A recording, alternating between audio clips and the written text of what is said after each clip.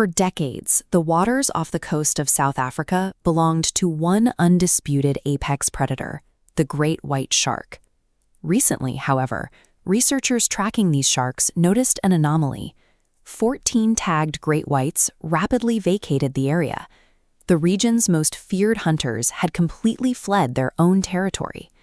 They were driven out by a pair of adult male orcas, known to local scientists as port and starboard. When targeting a great white, these orcas push the shark to the surface within a powerful water vortex. They raise their tail flukes high in the air and deliver a massive concussive strike directly to the shark's head, flipping it over to induce a paralyzed state known as tonic immobility. Once the shark is immobilized, the orcas execute a surgical extraction. They remove only the liver, a massive organ packed with energy-rich fats, leaving the rest of the carcass to sink to the ocean floor. This systematic dismantling of the ocean's most formidable predators stands in stark contrast to the way orcas have long been portrayed in captivity, as obedient performers trapped in concrete tanks.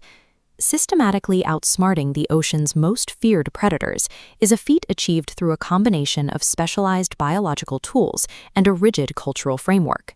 Deep in the ocean, sunlight fades rapidly, forcing orcas to hunt in absolute darkness. To map their environment, they rely on a biological sonar system. As we can see in this anatomical cross-section, the process starts beneath the blowhole.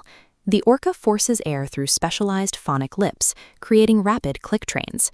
These clicks travel forward through the melon, a bulbous, fatty organ in the forehead that acts as an acoustic lens, focusing the sound into a directed beam. When those sound waves strike a target, the echoes bounce back. The returning vibrations are received by the hollow, fat-filled bones of the orca's lower jaw, which conduct the signal directly to the inner ear. This allows the animal to map the exact size, speed, and even the internal density of its prey. This sensory data is processed by an intensely convoluted brain. Orcas possess an encephalization quotient of 2.5, placing their processing power above most other mammals.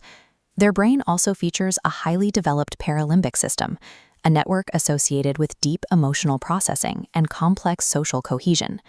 That social cohesion forms the foundation of the matrilineal.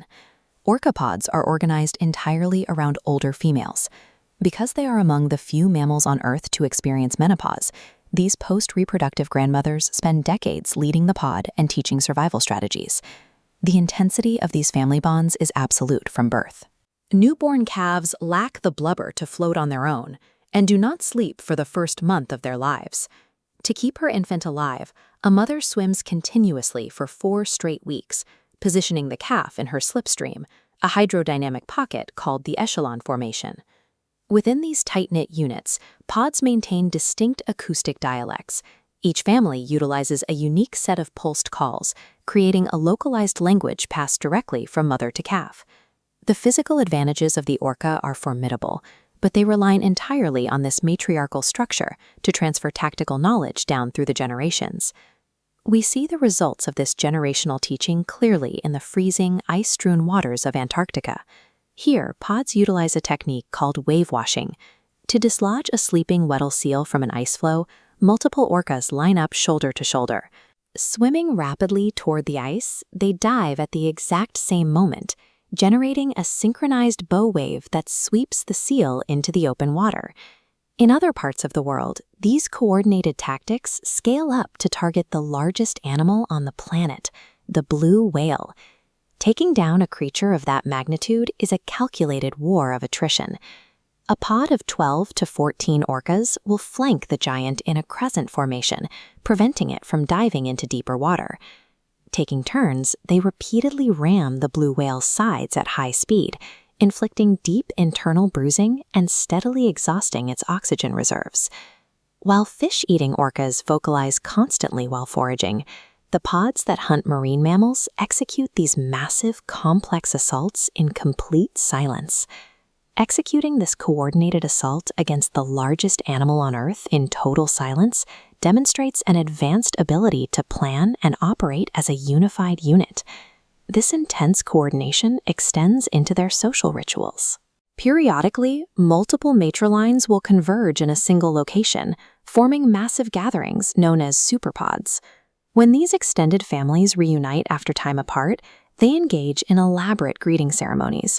The pods line up in parallel rows, dive together, and erupt into intense physical celebrations filled with tail slaps, breaches, and spy hopping. This emotional capacity also encompasses collective grief. When a member of the pod is lost, researchers have documented multiple matrilines gathering to engage in sustained mourning rituals, displaying a depth of empathy rarely observed outside of humans. An orca's dominance is the culmination of decades of cultural knowledge, preserved and taught by a matriarch, and executed with profound social trust. They have conquered every ocean on Earth by building an empire strictly on the power of family, making the orca the apex citizen of a truly supreme society.